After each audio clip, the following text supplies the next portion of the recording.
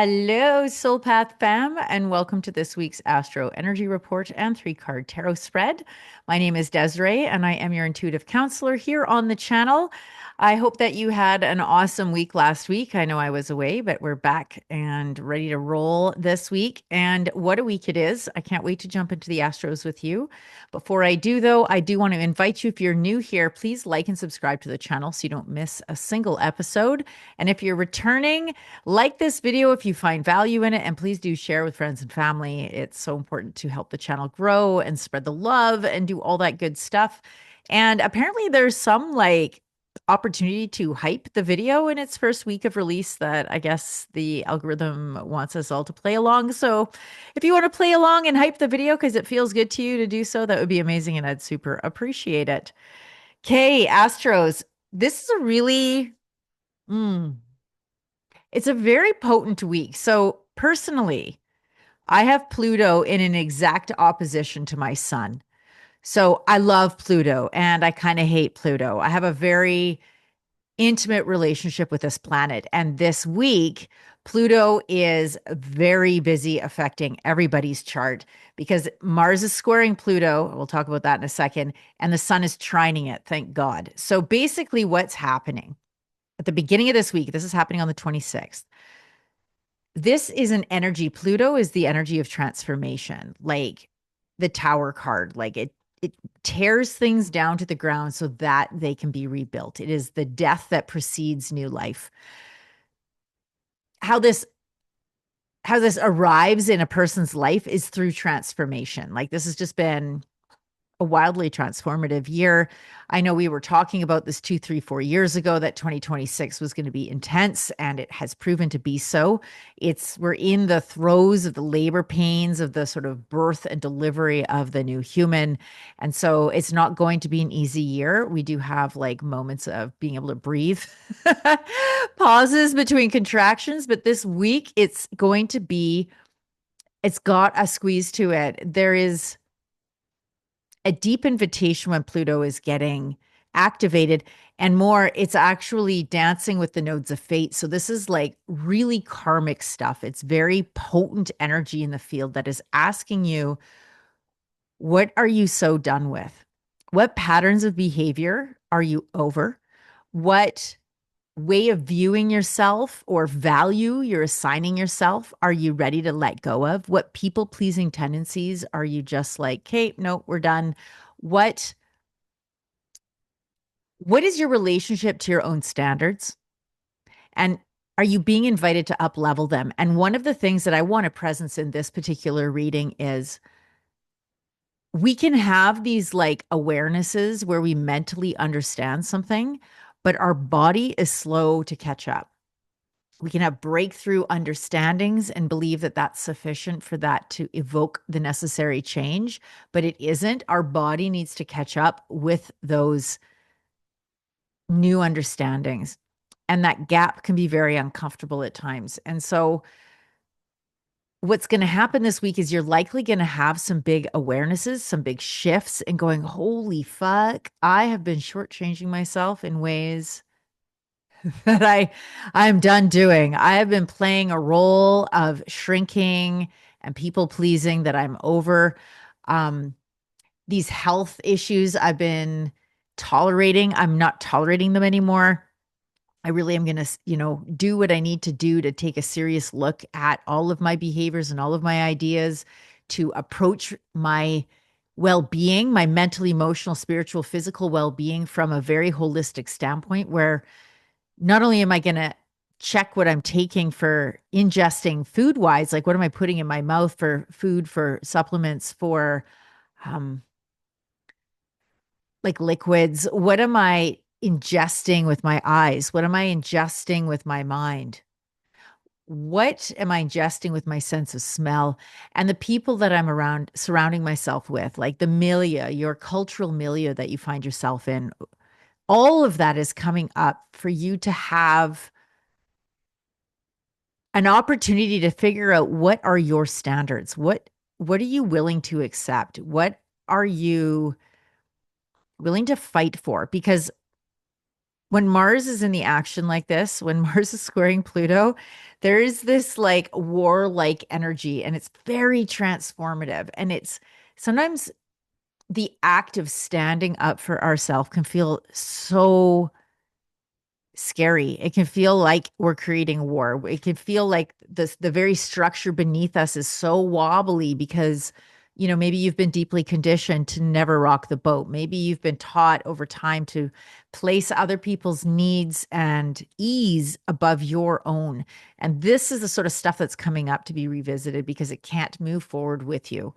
Your illnesses are only going to increase your discomfort and inability to show up in a meaningful way is only going to become more and more obvious. The patterns that you find yourself in relationship are only going to become more evident. The addictions we have to behaviors and ideologies that we adopted as survival tactics, the the habit of going down those roads is going to be coming up. And, maybe there's going to be people that are throwing shade at you. Maybe you're going to be throwing shade at other people. Like, this is a real week to just give yourself an opportunity to calm down and collect yourself in your own center of gravity and ask yourself, what am I willing to stand for? Because if you don't stand for anything, you'll fall for everything. And it's okay to cause conflict. It's okay to cause the death of a relationship. It's okay to let go of a fantasy of what maybe you imagined relationships to be, or what work should be like, or the way the world ought to be, or whatever. Like, maybe there's something that's coming up for you to revisit that is ready to be grown into its next evolutionary expression of, if that makes sense. If you want to deep dive into this a little bit more, see how this might actually specifically apply to you, I'd love to book a reading. It often has a far more potent landing when we can look at your actual chart and see where these things are falling in which area of your life specifically, and just really create a container for you to do some self-exploration and figure out what your next move is and what kind of medicine that you do need for your highest well-being. Yeah. So that's that. On the 29th, Venus square Saturn. So where at the beginning of the week there was all this disruption, this falling apart, this like, oh, this opportunity to allow things to crumble. Venus squaring Saturn, this is, I like this. This is, Saturn is like the boundary keeper, but at his highest evolution is like the divine masculine. And so Venus is like your heart and your longing comes to Saturn. Imagine this, that it's coming to Saturn and saying, hey, like, how can I make this a reality? How can we turn my beautiful heart longings into something tangible and that it has structure, that it can be leaned on, that I can find security and safety in it? This is a theme that we're going to find, I think, comes up very palpably as the week progresses. So at the very beginning of the week, it's like everything is getting shook up. And then there's going to be this real potent longing for something that feels safe, for something that feels reliable or dependable or consistent. And I'm just going to throw this out here because, I love throwing in my own personal life into these readings as a way to coalesce it into something relatable. I've had a lot of fantasies around relationship just be absolutely obliterated over the last few years. And there's been kind of a last few dredges that have been revealing themselves, inviting themselves to be up leveled, to be upgraded. And one of those things is really recognizing where I have been conditioned, my nervous system and my body have been conditioned to associate arousal, agitation, clenched belly, butterflies as attraction equaling love. When all that is actually agitation, and it's security and safety and consistency needs to play a part in all of this. So you can have that and no arousal. I mean, that's kind of not really what we're looking for either.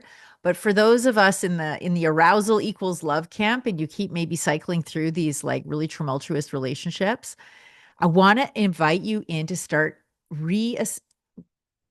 revisiting your idea, your model of what love feels like somatically in the body, and understand this is where Saturn comes in too. This is a slow process. This is like, oh, I have the epiphany that security, safety, and consistency equals love. Okay. Now, how do I actually implement that in a usable way in my real everyday life? And so these are those slow moments where you begin to attune to when your belly is clenching. Like just start with your breath. This is a really easy one and it's free and everybody's breathing, right? This is applicable to everybody. Periodically taking time to like deliberately soften this part right here and soften the belly, especially for women. Imagining your womb like your pelvis, the cauldron, softening, like imagining it just, and if you can't do that, if you are in a situation or circumstances where even just giving yourself 5 minutes to surrender and soften into that feels impossible, then let that be really important information for you about the actual sustainability of the situation that you find yourself in. If you cannot actually allow yourself to relax, if you cannot give your belly and your womb space what it needs to soften deliberately and consciously at any given time, then you are not safe. Your body is in fight or flight. And as long as you're in that place, mentally, emotionally, physically, somatically, hormonally, nothing else is going to stick. So what can you do? What small space can you carve for yourself where you can find peace? Return to your breath. Remember to soften it because all external relationships are going to begin with this internal one, with your relationship with you and your body and how you show up for your standards, how you show up for your breath, how you show up for your pleasure, how you can invite in your creative muse and your softness, and then begin to build a world. Maybe it starts really small and you extend it outwards that feels actually safe for your body because this is the goal. This is the objective, is to build a world that feels safe to live in, where we're no longer needing protection from each other. Begins where you start to advocate for the self, showing yourself that you have your own back by having your own standards, by first of all establishing what yours are, not other people's, and then beginning the slow and steady practice of advocating for those and making actual changes in your life that align with those standards. Because the proof is in the pudding, you will know them by their fruits. You can tell yourself you have your back all day long. You can tell yourself you're worthy forever and a day. But if you don't take action steps, no matter how small, that align with those statements, inside you, you know you're lying. Inside you, you know that when push comes to shove, you won't have your back. And that mistrust, that disconnect will be mirrored externally. So, this is why this inner work is so important, why it needs to start here. And then it starts to radiate out, but it begins within. And if you just need to sort of wholesale declutter for a little bit, maybe you put a pause on a bunch of your relationships, or maybe you put a pause on a bunch of commitments you've made, but create some space for you to actually attune with your own voice, your own wisdom center, and then take action steps that show you that you have your back. Stand for your standards. Return to your center of gravity over and over and over. And that is the practice. That is the practice this week is inviting us into, and actually the whole year. There's an energy that's inviting us into this over and over. We compress and we expand, we compress and we expand. So this is the work for this week. May 31st, it's all going to culminate on the Sagittarius full moon, which is about completions. It's about fulfillment. Sag is an adventure loving wild card. And so what needs to go? What are you prepared to stand for? And the full moon will really illuminate for you what is most important for you moving forward. If you do this work as the week, as we line up towards the full moon, if you give yourself this opportunity to contemplate, if you begin to take these action steps, the full moon will really show you what is your next major move? What is definitely the thing that needs to happen to support you in your deepest truth? What kind of standing up for yourself is most called for right now? So that'll be the full moon energy on the 31st. I would love to hear how this is landing for you guys. I'd love to know if you've got your own stuff that's coming up, in what area of your life. Maybe it's your relationship to money. Maybe it's your relationship to your health. Maybe it's your relationship to your loved ones, to your own self, to your self-worth. That's another theme that's really potent right now, the worthiness theme. Because of course that is what informs our standards, our personal standards, right? So we'll leave that there. Let's jump into the meditation, and then we'll do the card selection, and then you can timestamp to yours or read all three, watch all three. Okay. So I just invite you right now to soften your eyes or close them if that feels comfortable. Bringing your awareness to your breath, to your belly, to your sit bones, to the weight of gravity as it presents in your body.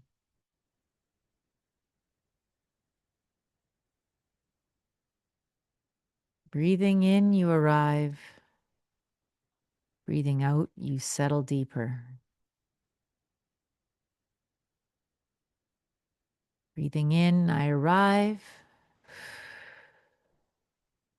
Breathing out, I settle deeper.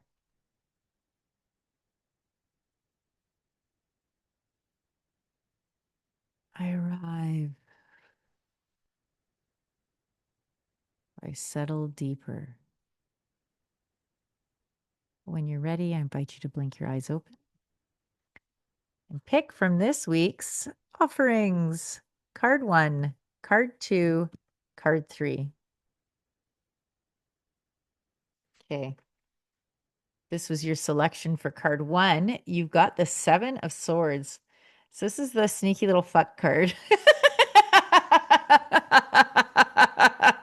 At its lowest octave, this is the trying to pull a fast one. It can often be like maybe there's some chess game playing going on in your world. At its lowest octave, it's sneaky. At its highest octave, it's strategic.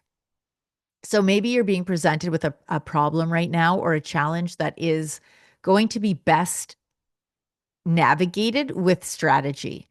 So this isn't about bulldozing your way through it, but rather being strategic in your moves, being considerate of some different possibilities and being willing to be smart about how you tackle it. There's a degree of resourcefulness. Again, it's more higher octave. Like, do you have friends in high places that could help you with this? Do you have favors that you can call in that are required? You know, that kind of thing. Maybe you do a trade with somebody where, and be forthright. I'm going to always invite you with this. It's like when we're doing energy trades with people, it's so important to be very clear that it's a trade, not a gift, and what that value trade is, and that both people agree with it. There's nothing worse than when people do a favor with the expectation of something in return. That's not a favor. That's an exchange. And it's really important that that distinction be made. So if this is your card, maybe there is some of that that needs sorting out. Maybe that's part of your beginning of the week work that you do, is like, where have you been over giving, over serving, giving favors, but in the back of your mind with the expectation of using those to gain leverage? And is there a way that you could become more forthright or more clear, more direct about your needs rather than doing this sneaky subterfuge way of doing it? Okay. Card number 2. Actually, before I jump into that, if you want a reading, you know where to find me. The link is in the a pinned comment and also in the description to my calendar, or you can just DM me. Okay, card 2. Here we go. The 2 of Swords. This is about having a decision to make, and sometimes about feeling like you're in limbo. She's blindfolded. So like, doesn't know. Maybe she needs more information. But this card says you actually do know. You just need to quiet the mind and trust that intuitive feeling that you're getting about which direction to take. In fact, maybe you were asking yourself about the first card and you actually do know the situation that it's about, but you're kind of pretending that you don't. Because to face it, to attend to it head on is going to be uncomfortable. The Two of Swords is saying you're at a choice point here that you can go down a path that you're used to. You can do the thing you know, but you're going to get those same results you've historically always gotten. Or you can do something different that feels uncomfortable because it's unknown and because it might not be the greatest thing. And I'm going to use again myself as an example here. I went to BC last week because I needed some closure. Well, first of all, because my dad's celebration of life was happening. So there was closure there. And then I needed some closure energetically with the island because when I left in 2024, the intention was that I would go back in the fall. And that didn't happen because my marriage became evident that it needed to be dissolved. So I had this unfinished business with the island and with some of my places there. And there was a part of me that was hoping I'd cross paths with my ex, that I could have closure or something around that. And as it turned out, as fate would have it, he was in Edmonton while I was on the island. So it's like the universe was literally like, oh, hell no, this is not happening. Right. And so, how this applies to this card is, oh, and then I get home and I hadn't heard Hayden or Harry. Like I've been ghosted by the guy for months. And then there's this love bomb email from him. And old Des, so here's the choice point. Old Des would have jumped on that opportunity to reopen that communication, to even though I had closed the door, like I really took it as a sign that there was to be no further communication between him and I when he happened to be in Edmonton the weekend that I was there, that was like an unequivocal door closing. Then he goes and reopens it with this email, and old Des, old choice point, would have responded. New choice point, Des, is not, because I've closed that door. And so as much as there's all of this agitation around wanting to do what I know, and maybe this time we can have we'll still have a closing, but it can be like warm and fuzzy, like, all the things that we'll tell ourselves so that we can take our old path. Instead, I'm choosing a new path, which I find terrifying because I've never not responded to a kind overture for connection before. I've never just namaste'd away it and let them have their experience of whatever they're feeling around my lack of return communication. But it's my deeper knowing knows the appropriate response is no response here. And so that's what I mean. If this was your card, where are you being presented with an opportunity to go down a path that you historically know, that feels familiar and it's comfortable? So you want to do it because it's familiar, even though you know it always fucking ends poorly. You never get the win, right? Or going down the other road, you do know what you need to do. That other road is the thing that is going to be what leads you out of the loop you've been trapped in for a very long time. This Two of Swords often shows up when somebody's felt stuck in a loop. And it's like, okay, you're at that choice point. You're at that crossroads where you can finally exit that loop. But it requires that you make that other choice and stick with it. Even if it's a wobbly choice, even if it feels uncertain, even if you have to remind yourself, like quitting drinking, it's like one day at a time. Like, okay, I'm going to not respond one day at a time. I'm going to be this other version of myself that keeps her energy to herself, that recognizes that not everybody deserves access, that sharing my inner feelings or offering a soft place for others to land isn't something I owe the world. Right. So, where in your life might you be being faced with a choice point?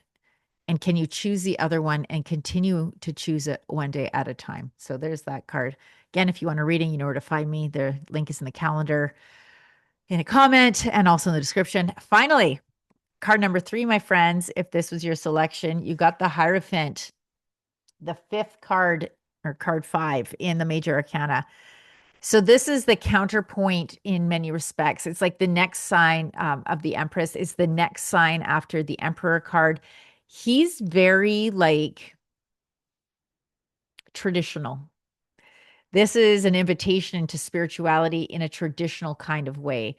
There's security in this. This is very Saturn energy. So, I was talking that Venus is going to square Saturn towards the end of the week. This card really speaks to that energy. And he's got 2 like mentees down here that are learning. And there's these 2 keys symbolize like an awakening and an understanding and a shift and a change. So sometimes when you're making shifts and changes in your life, when you're really really allowing the needle to move and you're actually stepping and staying stepped out of an old paradigm loop, it helps to have some kind of a traditional model to lean on because it feels internally so chaotic to step outside of the familiar. Even if the familiar is itself chaotic, stepping out of it doesn't feel like a relief initially. Stepping out of it actually feels like almost a worse chaos. So that's where a structure of some kind of consistency, some sort of a schedule that you just lean on that you don't have to think about. So again, to reference drinking, the answer is just always no. The answer to the question of should I have a drink today? The answer is always no. That's, AA was very helpful for me in the beginning because it was a very structured context that I could like allow myself to sort of fall apart in. So if this was your card, as you step out of whatever your old paradigm is, whatever your old addictive pattern is, and step into this new one, is there some kind of a container that you can have, some sort of a mentor you can lean on, or a tradition, wisdom tradition that you can pour yourself into and trust that its containment can hold you while you move through this new gooey, as yet developed liminal space? Because to do this sort of growth without any kind of structure is like, that's a level of terror that you really shouldn't expect of yourself. In many respects, I think you almost create more trauma.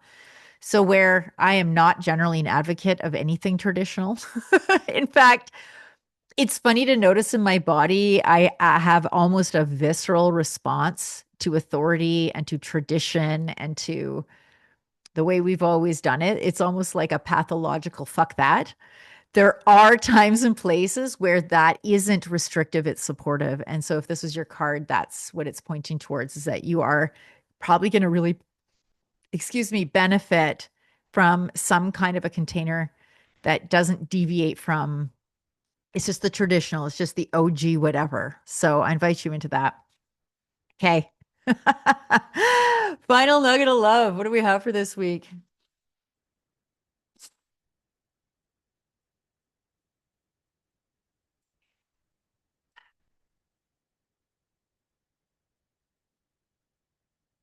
There is often a tendency to want to explain why something is happening in our lives.